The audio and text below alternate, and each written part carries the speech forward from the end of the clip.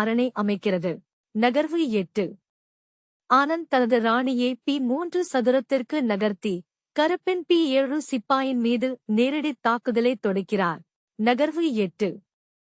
கருப்பு தனது மந்திரியை P4 சதுரத்திற்கு நகர்த்தி வெள்ளையின் குதிரையை முடக்குகிறது.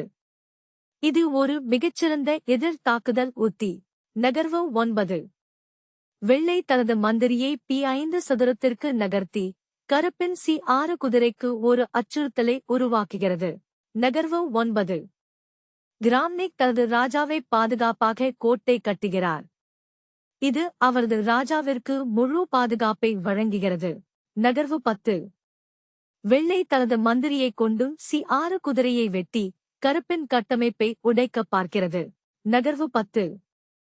கருப்பு தனது மந்திரியைக் கொண்டு C3 குதிரையை வெட்டி வெள்ளை ராஜாவுக்கு ஒரு செக் வைக்கிறது.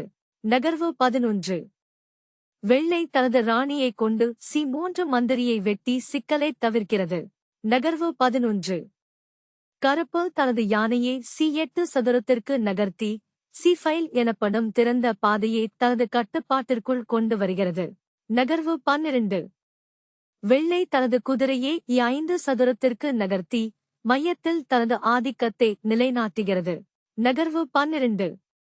கருப்பு தனது குதிரையை G4 சதுரத்திற்கு நகர்த்தி ஒரு தந்திரமான தாக்குதலை திட்டமிடுகிறது. ஆட்டம் இப்போது மிகவும் சிக்கலான மிடில்கேம் நிலையை அடைகிறது. இரண்டு சாம்பியன்களும் தங்கள் திறமைகளை முழுமையாக வெளிப்படுத்துகிறார்கள். நகர்வு 13. வெள்ளை தனது குதிரையைக் கொண்டு G4 குதிரையை வெட்டி ஆபத்தை முளைப்பிலேயே கிள்ளி எறிகிறது. நகர்வு 13. கருப்பு தனது மந்திரியைக் கொண்டு G4 குதிரையை வெட்டி தனது காயை மீட்டெடுக்கிறது. நகர்வு 14. ஆனந்த் தனது ராணியை P4 சதுரத்திற்கு நகர்த்தி மீண்டும் ஒரு தந்திரமான வலையை விரிக்கிறார். நகர்வு 14. கருப்பு தனது யானையைக் கொண்டு C6 மந்திரியை வெட்டி ஒரு அபாரமான நகர்வை மேற்கொள்கிறது. நகர்வு 15.